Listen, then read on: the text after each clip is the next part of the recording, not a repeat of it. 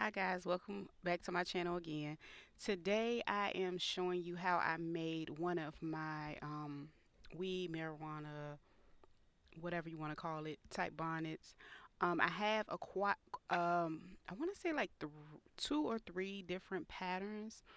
I want to come back. I think I shared a video of the newest one maybe about a week ago, like a little short clip of how that one looks. If you're interested into it, in purchasing one, just check the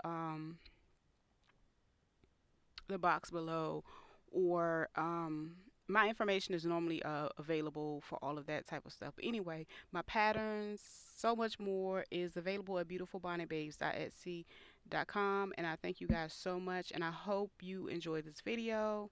I'll be back with you next time.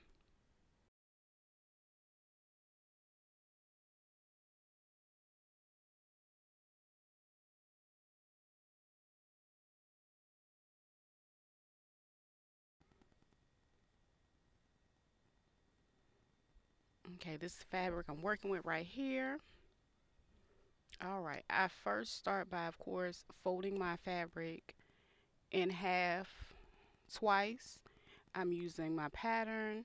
I give myself about at least an inch or inch and a half of seam allowance, depending on the size of the bonnet I'm making. I pin the two right facing together. And what I'm going to do is I'm going to do a straight stitch around it. Of course, you back stitch in the beginning, and then around this hole, I'm going to leave at least about a 1.5 to 2 inch gap, because that's what I'm going to need later.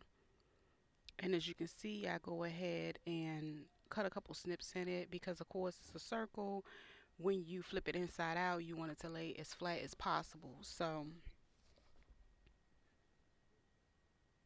yeah, now as you can see, I'm using that gap I said to leave there. I'm going to turn that inside out.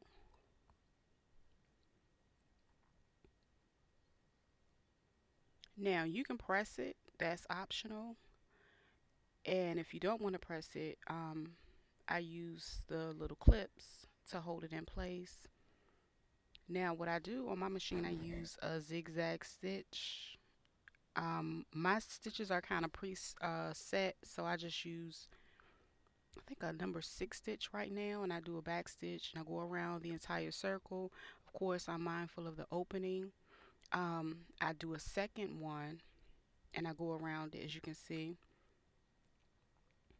and I don't have to worry about it for the opening for the second one.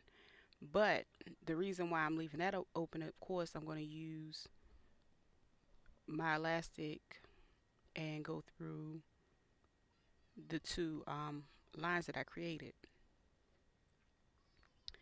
And I start by inserting it in, and I put it in between those two zigzag lines that I created, and I work it all the way through.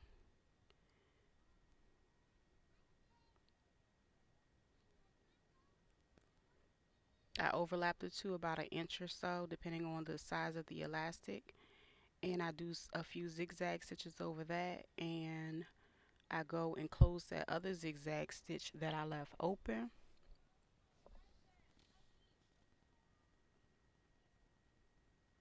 And also, depending on the size of the bonnet, for average size, adult head is about a 23 inches. So I just cut my elastic about 20 inches, and then I do like a overlap stitch of about an inch. So that's kind of how my average one starts out. But anyway, so to close the final hole on the outside, I use a straight stitch. Now sometimes using my pins is a little easier that way, because sometimes I'm able to just pull the pins out as I go, and again, I back stitch and then I do a straight stitch, and about um, I cover the entire hole, but I start a little further out on the outside, and then I go to the other end of it, and that's pretty much it. Like, you can go ahead and like adjust your string, just pull the bonnet around, and that's it. See you guys next time.